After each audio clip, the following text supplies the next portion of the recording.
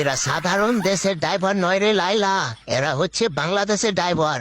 এদের জীবন গল্প যদি শুনিস তুই প্রেমে পড়ে যাবি রে লাইলা। এরা সারা রাত ধরে গাড়ি চালায় বউকে সুখে রাখার জন্য রে লাইলা।